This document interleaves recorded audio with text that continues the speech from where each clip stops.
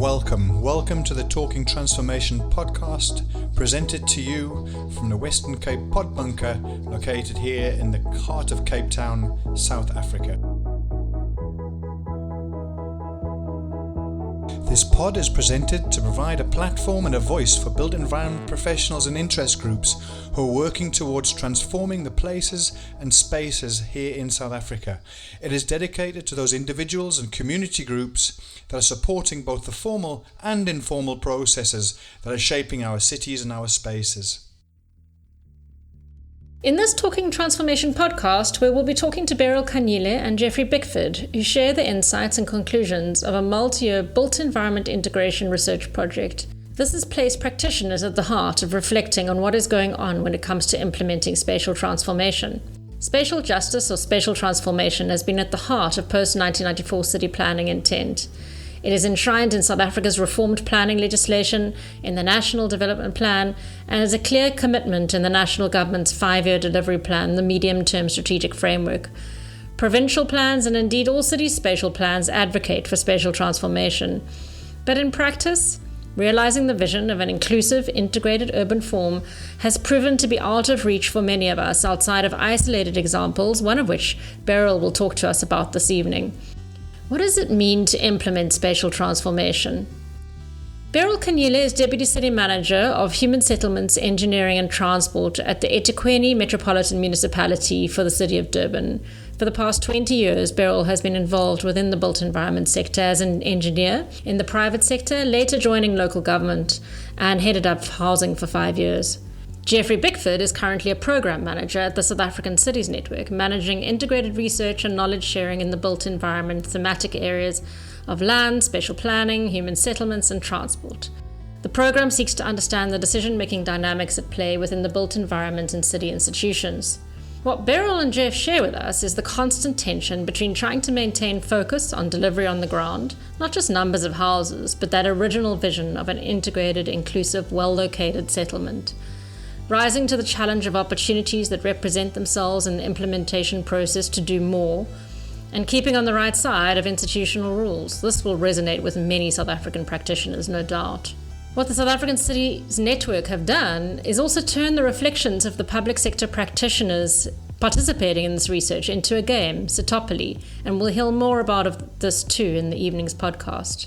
There are a number of acronyms thrown about in this evening's podcast. The MFMA is the Municipal Finance Management Act. Beryl often refers to BEITT, which is the Built Environment Integration Task Team, facilitated by the SACN, the South African Cities Network. We talk about the IUDF, the Integrated Urban Development Framework, South Africa's urban policy, and the NDP, the National Development Plan. Hi, we are gathered here to have a conversation about the Built Environment Integration Task Team. We have Beryl Kanyile here from the city of eThekwini with a great deal of housing experience. We're really thankful that you've joined us today, Beryl. You're a Deputy City Manager, so you've got your hands full for human settlements, engineering and transport, so we're very grateful that you've given us the time this evening. And we have a full-time city dreamer, who in his spare time is the program manager for the South African Cities Network, who initiated this task team and the work that's emerged from it.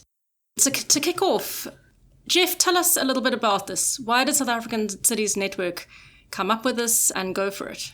Thanks, Kathy. Great to be here. The South African Cities Network is a non-profit company that was established by the large urban municipalities in the early 2000s, just as the now configuration of local government was established under the Structures and Systems Act. It was the first time that we had these metropolitan municipalities which had to grapple with the idea of a one city, one tax base arrangement, where you had wealthy, previous white suburban urban areas trying to understand how you take the rates from those areas and cross-subsidize into the poorer, previous black township areas.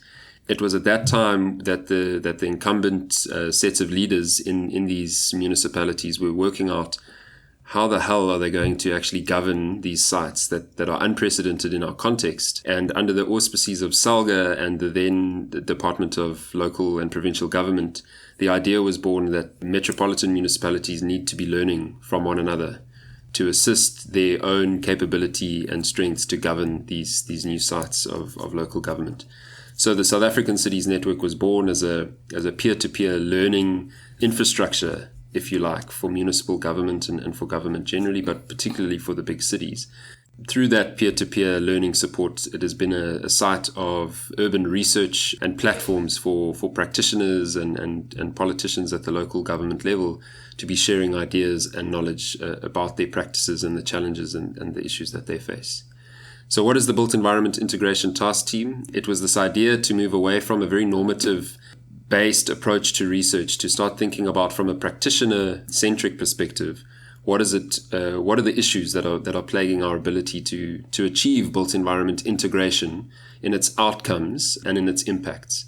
It was actually in 2015 when I was managing the transport portfolio that the Beryl and a few other colleagues who still are part of this iteration of the task team were convened to grapple with what does it mean now that the human settlements assignment has been withdrawn from the process to cities. What does it mean for cities? And is there an opportunity for cities to begin to think about how they get their own house in order before they think about taking on functions? Because the view was, is it possible that cities could do better with what they already have and build from there? And then hopefully once the devolution agenda plays itself out fully, cities are in a much better and more capable position to execute on an integrated delivery promise. That was the birth of the Built Environment Integration Task Team. And Beryl might actually want to reflect because while I know about it, Beryl was an original task team member in that first iteration, and she might want to reflect on what that experience was like and how it gave birth, if you like, to the second iteration of the task team, which is the vehicle that we're working in now. Yes, again, thank you for having me. I think just to add on what Jeff has mentioned, it was also to formulate and organize collectively our efforts as cities towards the art of what is possible.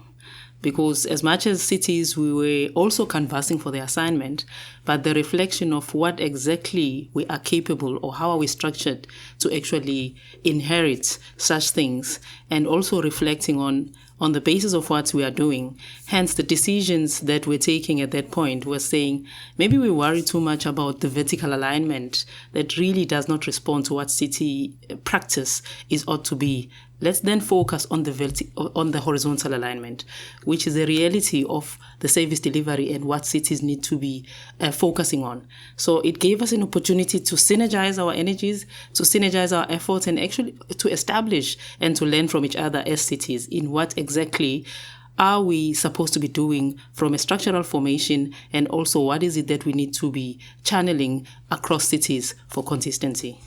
Beryl, can I just understand when you say about horizontal and vertical alignment, maybe you just want to expand on that for our listeners in terms of what you mean by that? Cities are charged with a specific mandate in terms of the constitution to actually deliver essential services or basic services.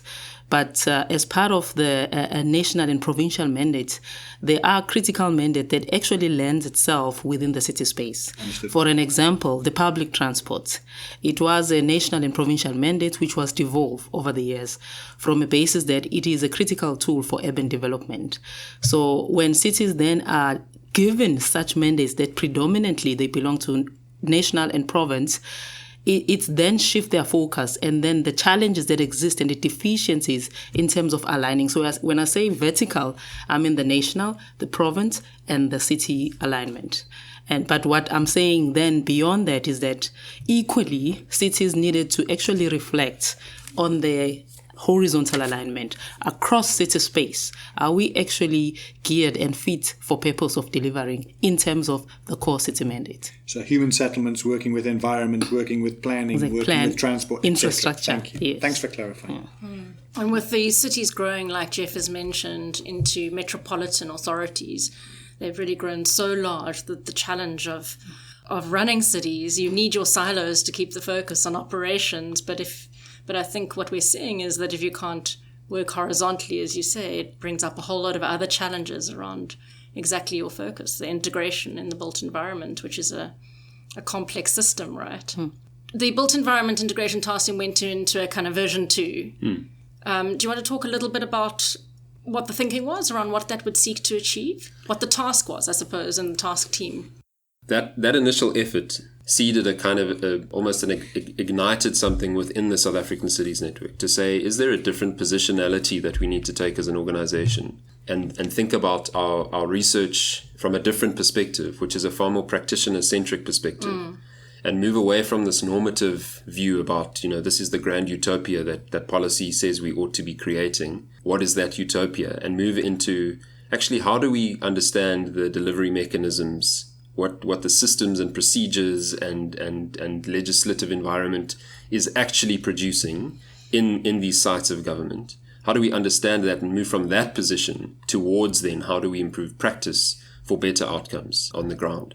That shift was really important because what it meant was if we were going to be looking at an institutional focus, then what we ought to be doing is not contracting consultants and academics and kind of practitioners who live and operate external to the municipal environment, but actually still contract research projects, but we needed to get an insight into what was happening in the day-to-day. And that was really the birth again and the reconvening of the task team, was to say what we want to do are three things as a task team. One, we want to elevate the voice and experience of city practitioners, just to elevate that voice and experience, because we thought that it was a deficit in the general kind of knowledge environment. Two, we wanted to ensure what we call a practitioner-centric knowledge generation agenda. So previously, in a lot of work of cities, city practitioners are the subject of study. They aren't central to the study process, and we wanted to, in our intervention, bring a practitioner-centric approach. And the third one, which is the audacious goal, the big, hairy, audacious goal that they talk about at the business schools, is to change city practice. So those, when you ask about what the task team set out to achieve, those were the three that we were trying to channel. And it really meant convening practitioners in the built environment space to steer and guide the SACN as a network of cities in this agenda. At that point in time as well, there were a lot of various global concepts that were coming into space. I think the central focus that actually cities are engine of growth, our engine of spatial transformation was resonating within the country context, provincial, specifically within the urban context. I think the birth of many urban development agenda. So the realization and the pressures to actually not only integrate and deliver collaboratively as the city, but also to align with the transformative agendas with clarity, like issues like sustainable development goals. And I think the formation of the urban response, South African position in how we're responding. And there were a lot of pressures that were placed at city level to actually be able to leapfrog and be able to design the thinking of cities in line with those expectations. But then what the BEITT was doing is to say, hey, reality check, where we at? How then do we reflect on our capabilities and our structural formation so that we're able to position ourselves? And I think what the incredible value in that is that these kinds of built environment integration efforts aren't new. In South Africa, they long precede the Sustainable Development Goals. They come from post-1994 intentions and the National Development Plan, and then, of course, the IUDF. So I think what's incredible is that this sense of, okay, well, actually, as particularly planners in South Africa, even just straight out of our education, we've been trying to achieve this. And we've been trying for quite a long time now. It's not new with the SDGs, but it's also gaining a lot of traction through SPLUMA requiring us to push spatial justice, the medium-term strategic framework putting a lot of emphasis on spatial transformation, and that's filtering down, and of course preceded by the city support program and the built environment performance plans in the metros. We haven't really taken stock and said, well, we've actually been working on this for quite a long time. This is not new stuff. Yeah. And the demands are becoming more serious, but what have we learned? It was sort of a comfort zone for practitioners to be the subject of study. But then to ask practitioners to come into a space to really be honest around what it's like to practice is quite difficult for an official to do because it's potentially a dangerous space. And how did you cultivate a safe space for that? And how safe did you feel, Beryl? Yeah. So thanks. This is really pointed. So we understood that. We understood that was almost a challenge of what we were trying to convene. So we immediately knew that what we needed were expert facilitation skills, somebody who's highly skilled at being able to navigate these complex and challenging discussions in a really grounded and safe space way. Rihanna Musaji, the previous MMC of transport in the city of Johannesburg, who subsequently has moved into a highly skilled facilitation journey that she's on and capability that she brings, is a contracted research associate to South African Cities Network, and she has been the facilitator and holding the built environment integration task team together. Now, what I think that's brought to the process is, one, as a group we decided we're not going to meet in typical meeting spaces, boardrooms, hotels, conference centers. We will meet in the sites that hold meaning for the discussions that we're having. So, for instance, our journey has taken us to Sophia Town, a community centre in Sophia Town. It's taken us to Blackburn Village, in an informal settlement in eThekwini, where Cornubia is being built. It has taken us to the Steve Biko Centre in Ginsberg, in King Williamstown. Most recently, it's taken us to the South End Museum in Port Elizabeth, in Nelson Mandela Bay. And so all of these sites represent the spaces that we are grappling with as built environment practitioners. And we've been using the term, the venue as a participant, as a really powerful way of getting people grounded and reflecting without necessarily explicitly putting it on the table. It happens naturally when you go into those spaces. And it would be really useful to hear from Beryl what that method, if you like, of convening has proved for the practitioners. I must say that when we walk in as government practitioners, basically, we're very stiff. So the kind of facilitation that has been adopted, it has created a safe space. It takes a long time to break the ice and actually realistically reflect on what is going on. So I think the facilitator has been able to unleash, and reflect and ask to dig deep before we even comment with the work of the BEITT that we need to do. So that, for me, has been such an experience that initially was like outside my skin, but I've been able to actually relax and interact at the same level of challenges and the same level of potential in where we need to move to. And again, if I can emphasize that the space, the locations or the choice of areas or of facilities where we're having these meetings, it really is centered around the space and around people. And when you get into that space, you do not need to pull yourself in Sophia Town, having not interacted with Sophia Town. It's basically a place where it feels like home, and you can easily reflect on what is the thing that we need to be collaborating on and what is the thing that we need to be moving forward. Beryl, were you interacting with other of your colleagues from the other metros, or was this as sort of you dealt with it metro by metro, place to place? They are all the metros that are part of the network are participating. That is another opportunity that you are interacting with colleagues, dealing with similar challenges or different challenges from other metros, and actually tackling them in a different way. At the end of the day, it's basically it has brought a place of hope. Because you actually understand that, you're not off the mark as a city practitioner, but most importantly, crafting how do we actually achieve the integration. Because as you have mentioned earlier, that we all know what needs to be done, but institutionally, how do we gear ourselves or structure ourselves and influence the space in which we exist and we work at so that we can achieve these cross-cutting efforts? I think what really strikes one when one reads the report, and of course, now when you think about it, it's obvious that this isn't just about work. These practitioners are people who have a calling, as much as teachers and police people, and it's a professional exercise, but it's also very much a personal commitment to change and to progression and improvement in our country. And I think, it just reminds you how much of the personal is in these efforts and this kind of constant chasing this transformation that we're looking for. And it really comes through in what you've sort of pulled out of the process in the report.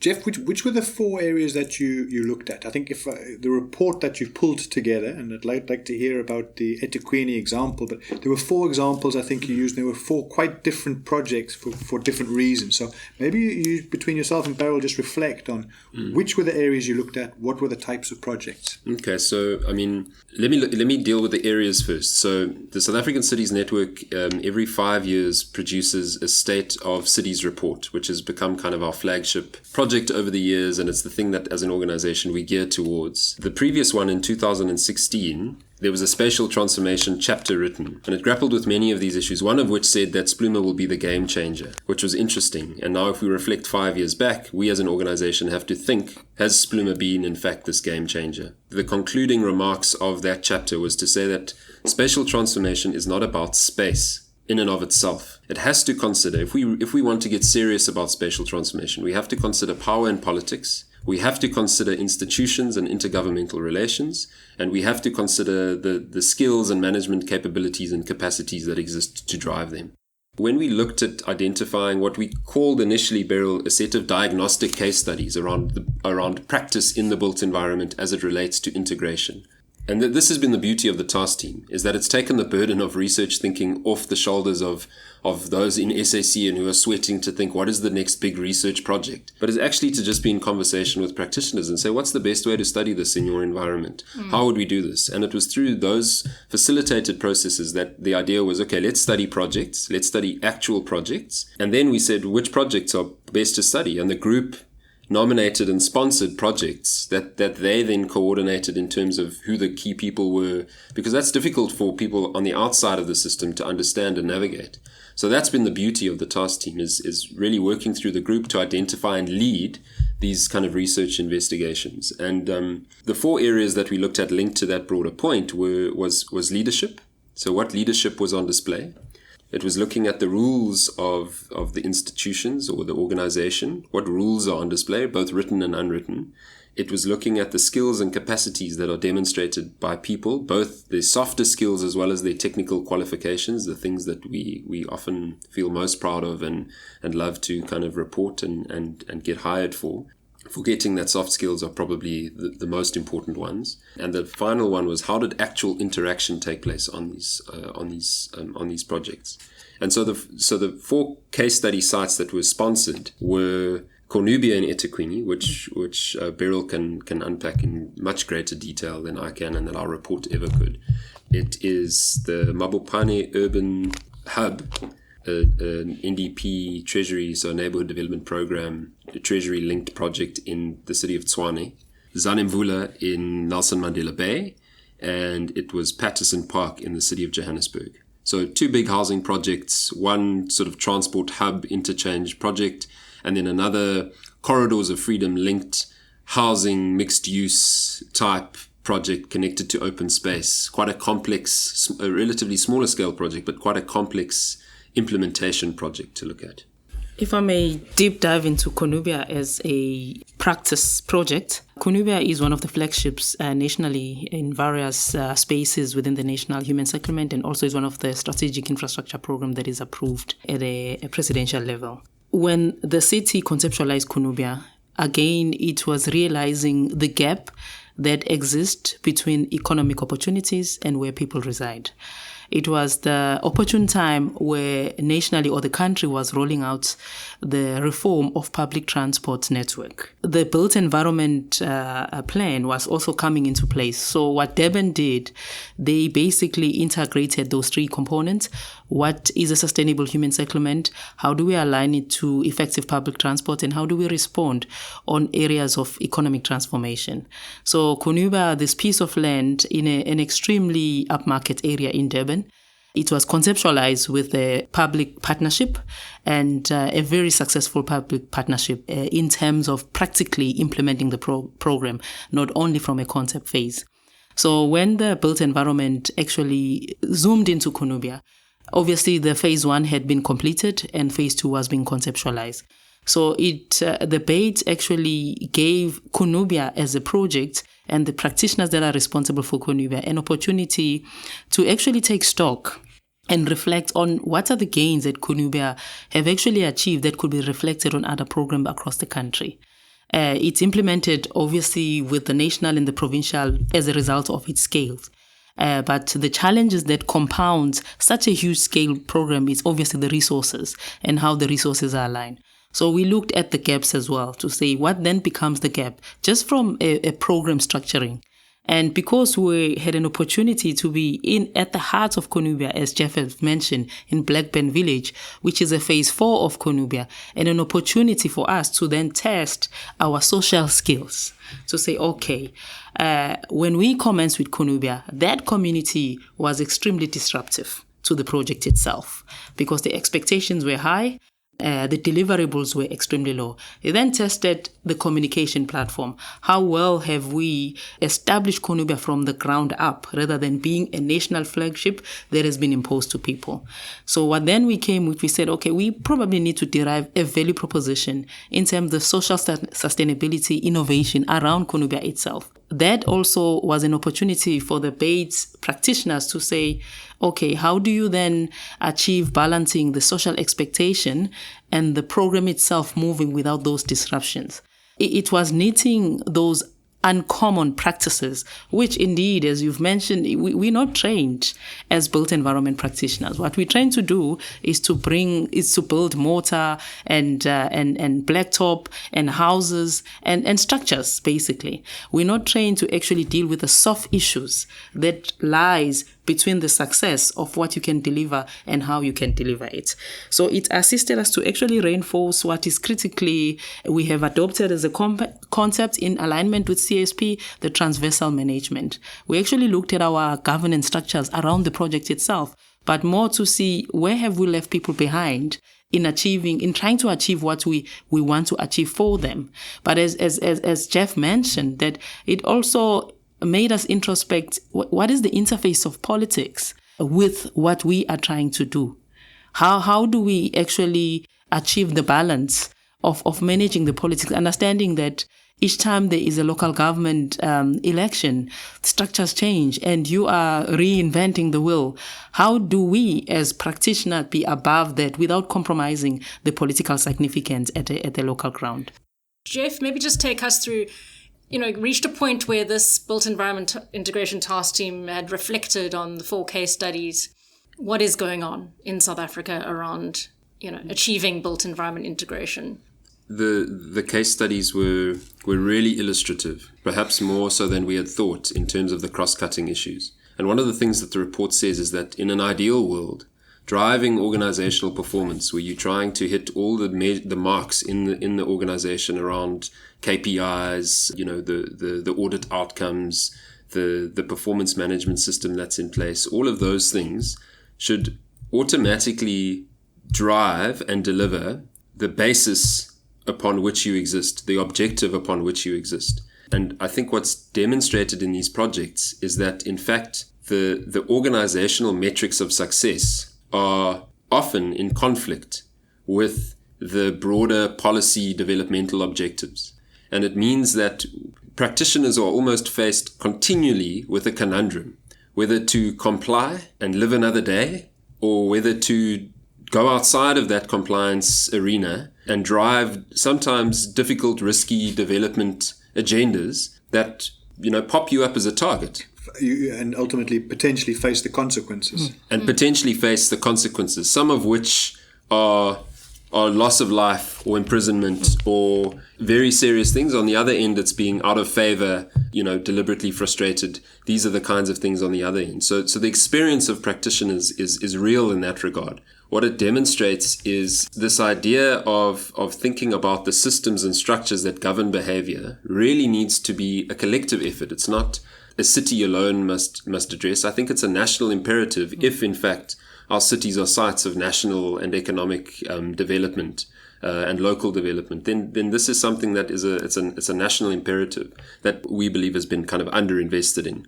Importantly, we exist in a cooperative governance environment. So our government system is one of cooperative governance, where we have 3 equal spheres. In practice, however, we have a tiered system of a hierarchy where it is clear that there is no measures of the quality of collaboration that's taking place across our intergovernmental system.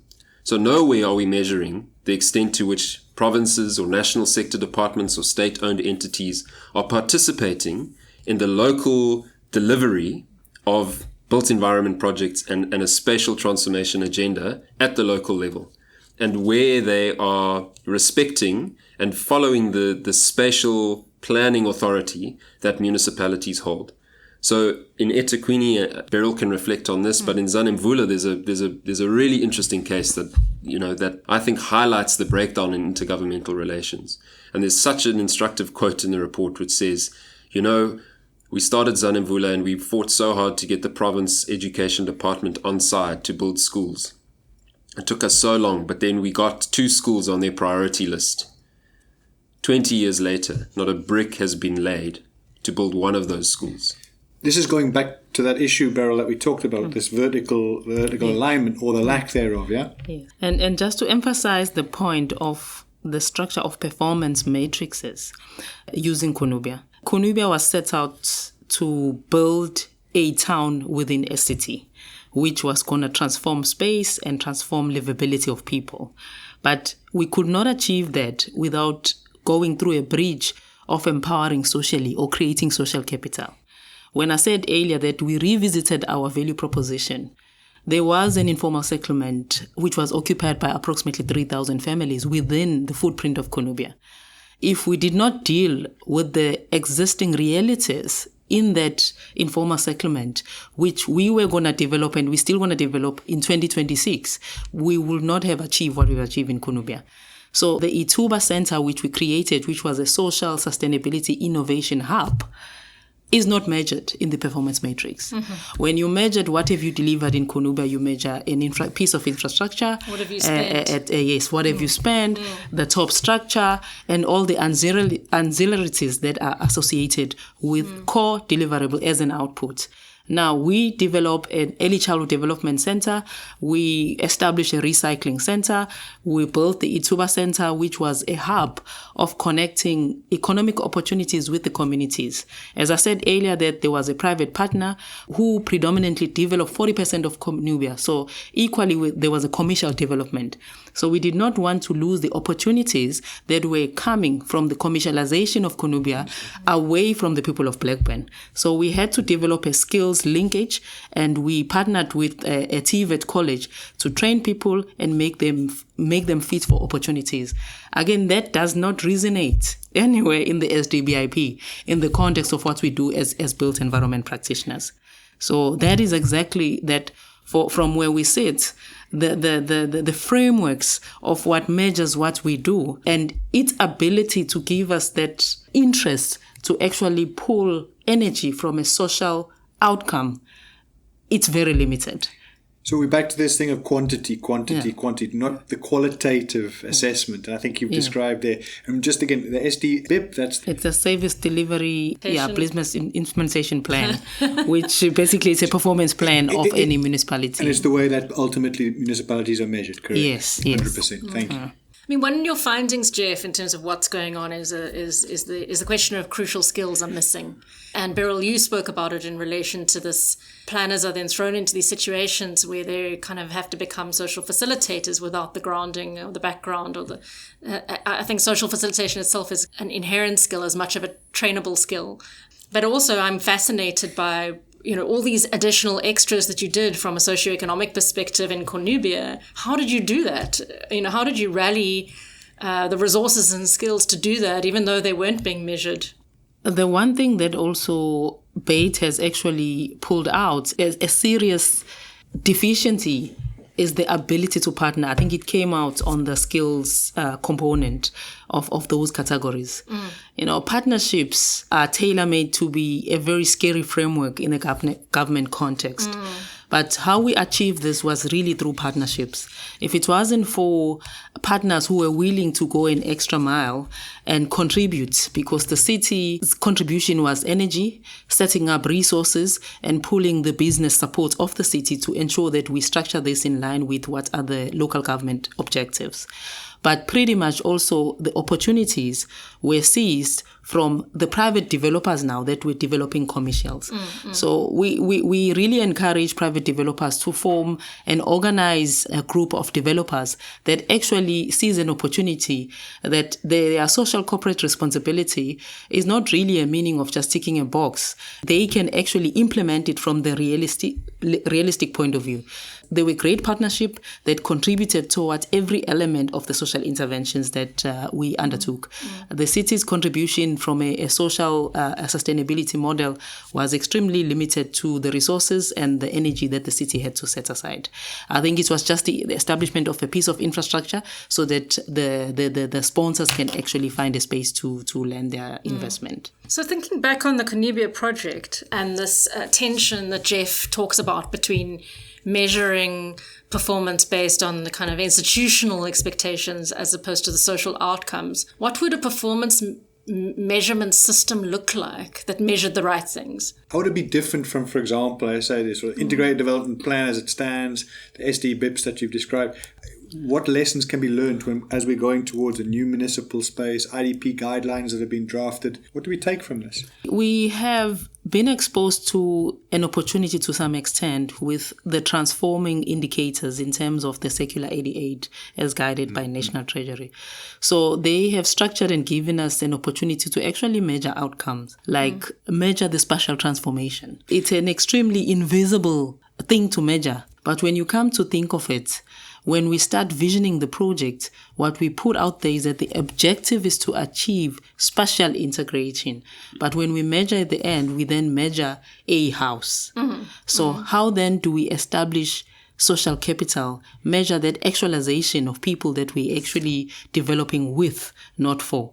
The how we achieve those transversal objectives and indicators still remains a challenge. So it's how they are articulated and how they are pronounced so that it forges that integration and it forges lenses of measuring them in a different way. Then how it then ties in practitioners across the spectrum within the city, that it doesn't become a particular indicator for planning. It's an indicator for 4 components that are actually responsible to achieve that measurable impact within the society. So that is what we have looked at as performance management. It's a key to achieve transversal management. I think there's an opportunity as well to focus on process monitoring and evaluation, which currently in the system doesn't exist. So one of the things that was really interesting for us in this project was, as we were conducting the interviews, how many practitioners said, nobody's ever asked us these kinds of questions on these projects. This is the first time we're being asked to think about these questions. And for me, what that demonstrates, and for us as a research team, that demonstrated that actually there's no real M&E that's happening on these projects from the perspective of learning. M&E always happens from an accounting point of view, to account. But we're not learning from every opportunity to implement a project on how we are actually practicing. Is it in an integrated way, or is it in a siloed and very divided way? And I think one of the things that could be inserted into the environment, I don't know how, and this is where we're hoping that the practitioners can help us, is to start changing performance measurement, also looking at the practice dimension. So how much time have you spent with the community? What demonstrates a deeper understanding of your understanding as a practitioner or a team implementing a project of the community? What are their real needs? How much have you leveraged other colleagues' budgets to execute on your particular outcome? And I think when you start inserting these more collaborative practice measures into the institution, it changes the frame of discussion. So when you meet with your manager, it's not, where, is that budget? Why haven't you moved that budget? Where are the outputs? It's actually about the quality of how collaboration is taking place across the organization. Have we honored our commitments to our colleagues in human settlements? Have we thought about how our budget could maximize the spend in Conubia? Have we thought about how much time we've actually spent there, as opposed to constantly reporting upwards to our managers and outwards to National Treasury and provinces?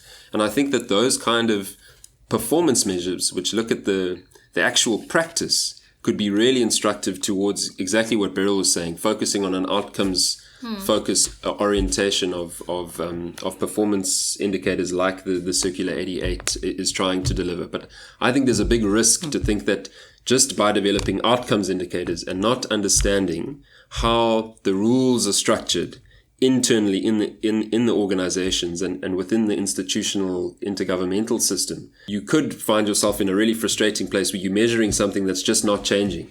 And then you kind of get to the same point where you say, oh, it's these municipalities, they're just not good enough, the capacity doesn't exist. And then you come with these national packages which say we will come and show you how to drive intergovernmental relations in a better way and coordinate better, because it's you can do it, you're just not doing it. You lazy and you don't have the capability to do it.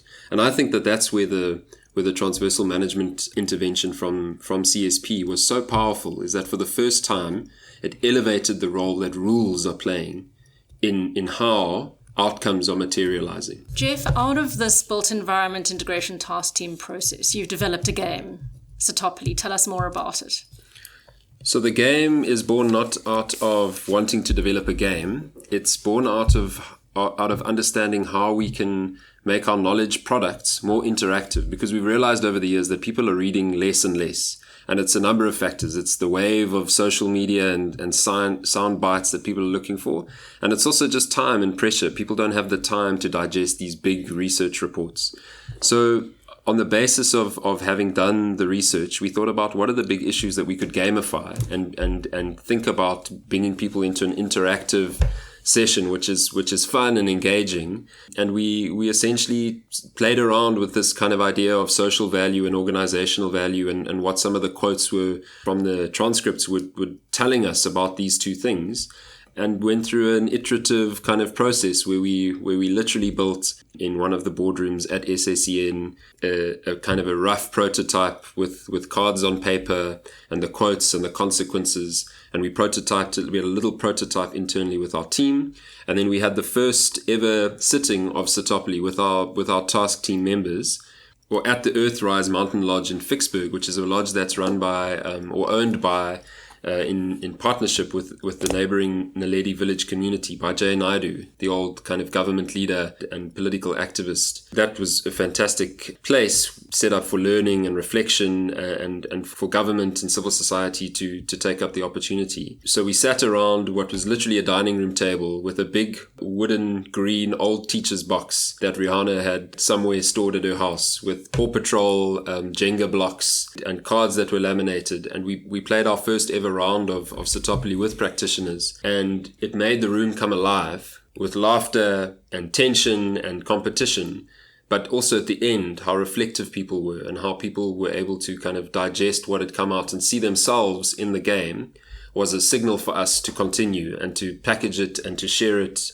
And it actually became the basis upon which we drove a series of workshops with practitioners to come out with a set of recommendations that you actually see in the report. And now we're playing the game far and wide so that we can drive the messages home and have knowledge products that are useful for teams and for individuals to reflect on their practice.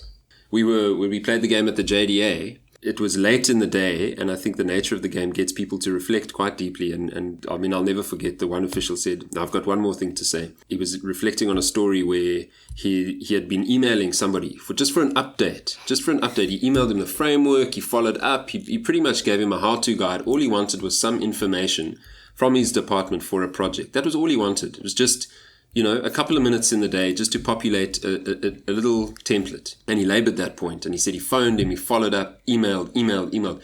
Eventually tracked the person down in the building, and he went to his office and he said, "Hi, I'm so-and-so, I'm the one who's been harassing you, etc. And the guy said, "Oh, hello." And then he said to him, "Baba, know one thing, I only do what my manager tells me to do. Anything other than that, it's not my job." And it was interesting because everyone around the table was in disbelief. But actually, that's what the performance management system instructs. And that would be deemed to be somebody who's understood the rules very well and is playing within the rules. And so this kind of reflective space that Spatially's brought to give exactly what you were saying earlier some of the challenging things that ordinarily people wouldn't reflect on and wouldn't speak about. It's elevated that to the fore as well. But I mean, Beryl, this idea of the game and as a strategy, beyond the circular 88s and all the SD bits and all this fancy stuff, there's a fun way that's been developed within this space. Perhaps you can tell us about how you found it a useful tool to communicate not only some of the lessons, but these sort of four framing lenses of the approaches that have seemed to work throughout your project. I think the game come in that reflection that we have developed a strategy-led budget. We're still capping it at 20%. It's not a big cap of a budget. But it then says, if we all forging our energy towards Kunubia, we have access to this resource. And it's an agreed vision politically and by way of communities. But then it still leaves a gap structurally, because what we believe is that we have to find ourselves as we move. That how do we change the practice itself? How do we reform psychologically as city change behavior? Yes. How does it impact on our behavioral way of implementing the good things that are clean that will get you to the end of the financial year? So I think the game and in interacting with my colleagues that have actually been part of it when it actually landed in Durban, is that it actually say some of the things you have to learn as you move. Because when you are reflecting, if you don't change the system and if the rules of the game are not challenged, but then safeguard the challenging of those rules of the game, get consensus up front that I'm going to change a portion of the rules of the game. And with it, we're going to write up what are the practices that we adopt to come to the end. So that's how it has influenced some of the systematic changes that we've implemented in the city. It's a teething stage at the moment. We're actually imposing in the next financial year and seeing how that will actually respond to forging transversality. Money is a blessing and a curse, isn't it? I mean, it has this kind of quite strong convening power because people kind of can access funding if they align their work. But at the same time, it can drive those very corporate objectives around spending that ride roughshod over community engagement process that are much slower, need time to mature, need communities, time, give them time to kind of get their heads around. And they need flexibility, right? A lot of what you talk about is around how, and I believe, this is what Kunubia really made some inroads into, is economic development, SMME development. And that must require being able to be flexible enough to respond to an opportunity, which municipal budgets aren't very good at. Or very quickly, let's say. How you use budgets in a way that kind of creates opportunities, can be responsive to these opportunities, but at the same time doesn't become the overriding force. This issue's come up, and it comes up in the game often, it came up in the interviews, it comes up all the time actually, is the role that the MFMA plays in shaping cultures and behaviors at a city level. I mean, we certainly think that it requires an investigation. Again, it's not about saying, National Treasury, you are wrong, and cities, we are right, or cities are wrong and we right. Because when you're in that space, it's just not productive. I think what the game does is it allows people to maybe empathize a little bit more with the other and think about it from their perspective. But the MFMA certainly seems to be shaping a set of behaviors and cultures in the organization around these very kind of strict rules. So we're currently doing a piece of work that's looking into the extent to which the MFMA enables the implementation of pieces of legislation like Spluma and many others that have cascaded into the municipal space. Because the sense from practitioners are that these pieces of legislation need to coexist, and the MFMA should be an enabling piece of legislation. But actually what's happening is it's been seen as a supreme legislation that governs all, and it shapes the way that people are thinking about experimenting, thinking about responding quickly. How do you partner when you haven't budgeted for that partnership and opportunities come up? There's a partner. It doesn't require a tendering process because nobody brings the locational value or the particular skill set of this partner, but you can't respond in a way that allows you to get on with it and see if that could contribute to the development of the city. You have to go through a long, tedious tendering process that's competitive. And often you find that the ideal partner isn't the one who wins the tender. So the practice in cities from our anecdotal and kind of shared experience is that practitioners have lost faith in the tendering process. So now you don't even go to the tendering process. You kind of sit and then you live in a do-nothing scenario. So ultimately, Jeff, what you're saying, and I mean, if I'm understanding you right, is potentially you're starting to impact on the spatial outcomes as well. So it's not just about the behaviors and the choices, but ultimately that ambition of the transformation that we all seek and working towards being damaged. Am I hearing you right?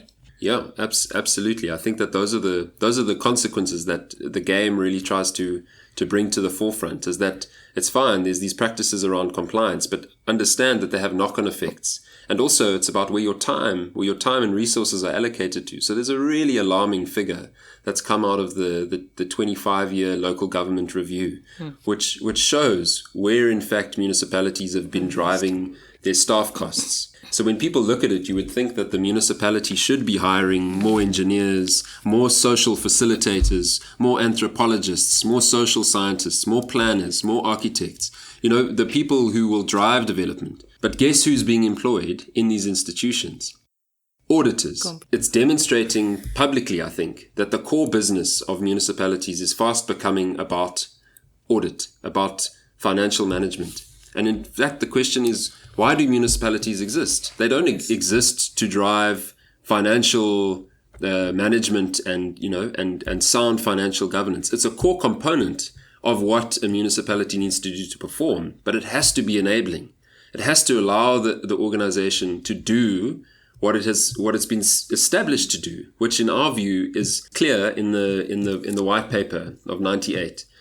It's a developmental local government. And in order for that to take hold, it needs to be empowered to respond to the local context by being experimental, by being able to take risks and fail and being protected to do that. Because development isn't about a narrow input-output scenario. It is messy and it's difficult and it's complex. And the strength of our system relies on every individual site of local government being empowered to drive development as it sees fit. And currently, we're not there. We're in a highly centralized regulation environment, which is undermining the potential of local government. So in the built environment integration task team, there was a kind of clear diagnostic of what's going on. There were emerging lessons. And then the practitioners themselves said, okay, these are the priorities to really start, shifting this pattern that Jeff has told us.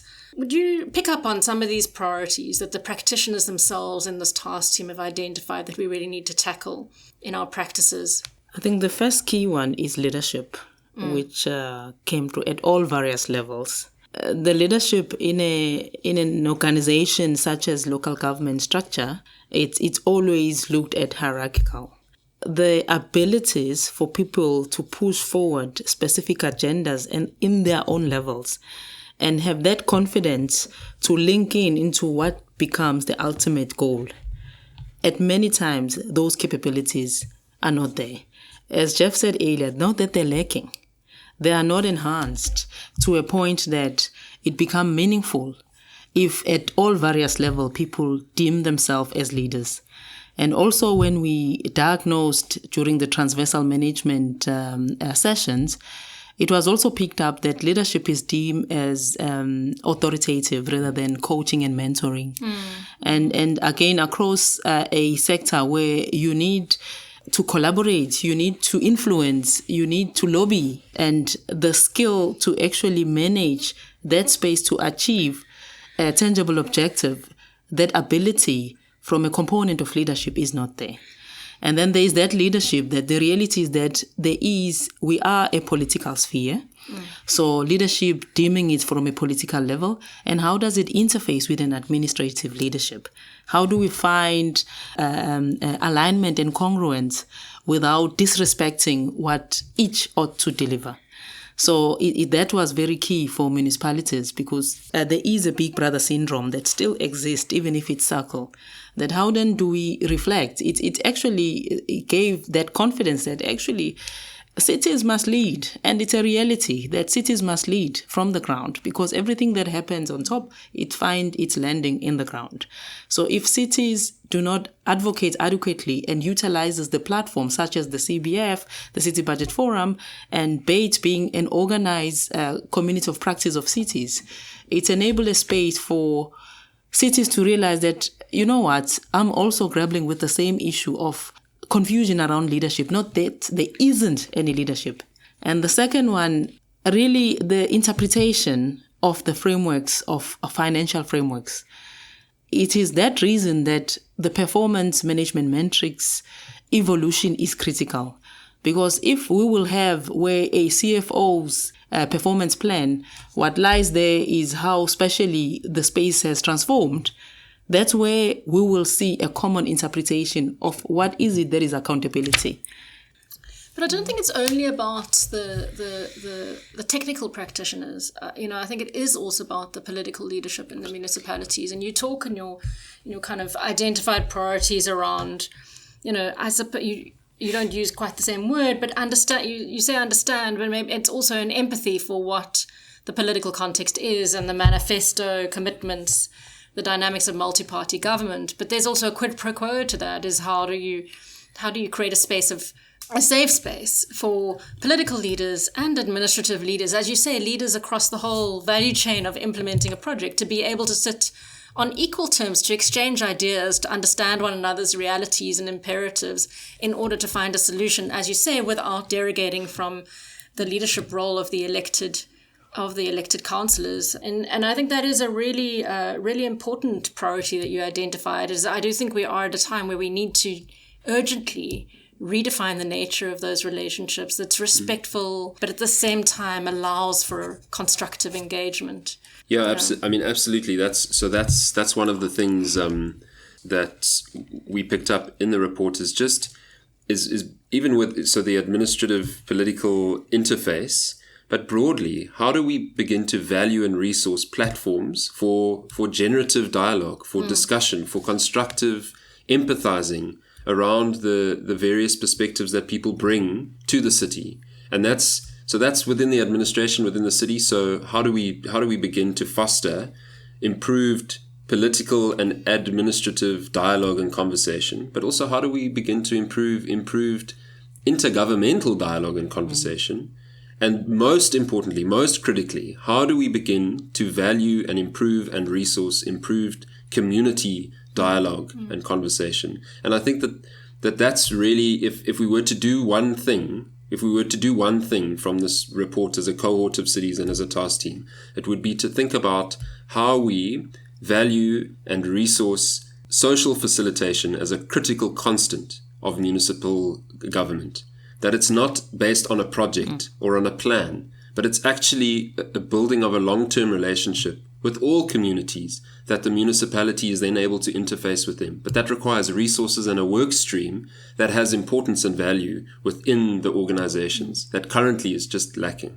So one of those, what your findings seem to suggest from the practitioner's perspective around what that, I suppose there are many platforms that could play that role, but one of them you seem to be picking up is the IDP itself. So it would be amiss of me not to take this opportunity to just give a short story about a project that the task team, and to demonstrate the power, I think, of the collective, is the COCTA had put out a call for the revising of the current IDP guidelines. Yes, yeah. And it was in a planning alignment task team that Treasury with us and other partners convene, where this new revised guideline was presented. And I think there were a cohort of colleagues from the task team who asked, but where has this come from, and have you engaged the cities at all? And none of the cities in the room seemed to know what this was or where it had come from.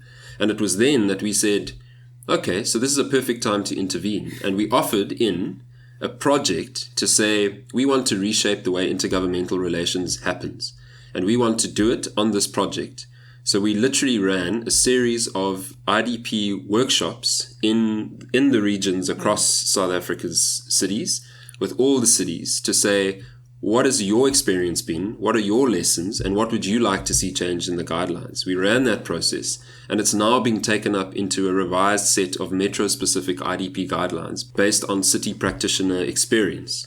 And that, I think, is the power of the task team. So we'll have a practice note that over and above the guidelines that COCTA will take into government, which is a major contributing factor. But we'll also develop a practice note, which for us is the lessons on what it took to drive a different intergovernmental process and arrangement from a resource point of view, from a workshop methodology point of view, from the quality of communication. Because one of the things that we're also trying to drive is deeper human level commitment and interaction, so people start to communicate and connect on human levels. And I think Beryl has an incredible story to tell. We all do, but so often we leave our stories at home because we have to show up as the professional who's here to work in this corporate municipal environment. But actually, it's our lived realities that bring the real substance to the developmental agenda and what the organization needs to do.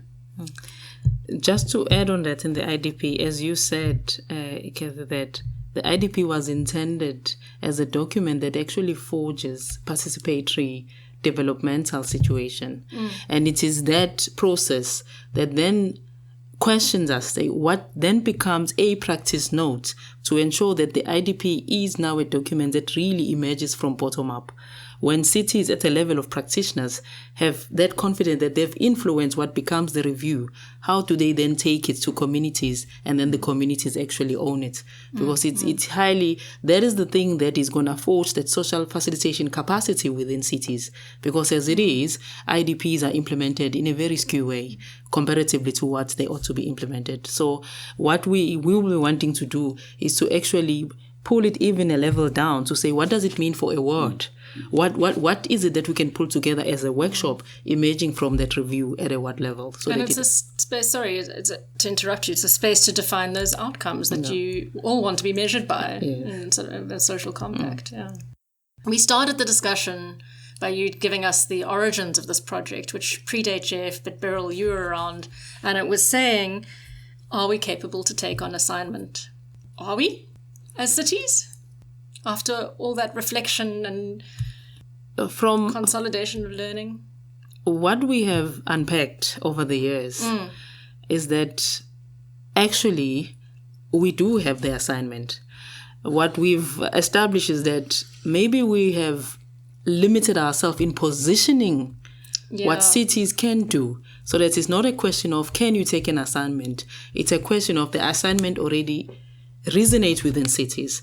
So the greatest lesson over the 5 years is that cities need to be structured in a way that impact meaningfully on the ground. And also cities as the beast and the engine of growth need to elevate that level of confidence so that it's not a question from national government. It's actually a reality that fits within the context of how the business of government operates. So that is what we have drawn from this. And I think the BEITT has given us that continuous reflection as city practitioners, because it's very common when you're sitting in a particular city to think, I'm struggling alone and this is too much. It's a complex environment. It can be tiring, but also the reflections have told us that actually it's a call. It's a calling to be a city practitioner. So it has given us also that reality that, it is different to be a city practitioner. So from where I'm sitting, we are challenging the reformation of the structure of grants. So there are things that we've said, some rules need to change at the helm for us to be able to take what we can take. But we've pushed forward the ability of what cities should do and what cities can do so that the voice is quite greater from the bottoms up. Fantastic. Jeff, so we're all a bit envious that we weren't in the task team with you to travel this journey, but you have created a wealth of resources. Where can we find them? So they are all publicly available on our website at www.sacities.net. There's a tab specifically dedicated to the built environment, and you can find all of the resources there. We'll also have additional kind of podcasts and video content as well, that if listeners are interested to hear the voices of the actual task team, I think you've heard one incredible voice here today, but there are many And that's been part of the journey of elevating the voice and experience of city practitioners. Fabulous. And the game, Satopoly? The game Satopoly won't hit shelves near you, but but there are lots of exciting ideas about digitizing the game. We certainly want to take it into a bigger production run so that more people can be exposed to it. And for us, the big point is that our knowledge is being engaged with and being taken up and as we've heard today, hopefully starting to influence the sites of practice. So you can expect to see more of Satopoly. For those of you who have seen lots of it, you can expect to see more, and it will be coming to a space near you. Yeah, and I had the privilege of playing it today, and it led to incredibly important conversations and reminders about where we're at and where we need to be. So thank you both. Thank you for your evening, for your time and for your reflections and for sharing this extraordinary process that you've been through with us. Thank you very much. It's been a great space to share the experiences and to further reflect on what cities need to do. Yeah, it's been fantastic, and thanks for the learning opportunity and just also to be in conversation with city practitioners and urban practitioners with a huge amount of knowledge and experience has been a really, really humbling opportunity for me as well. So thank you. Thanks to everyone. Travel safely, colleagues. We hope you enjoyed this episode of the Talking Transformation podcast. Please engage with us and let us know your thoughts on this episode. You can do so via the Anchor podcast platform. There's a voice message function available via the app. You can also follow us on Twitter via Talking Transfo and the number 1. So Talking Transfo 1. Our theme music is kindly made available by Tribal Need. Find out about the music, the street art shows here in Cape Town and Europe via tribalneed.com.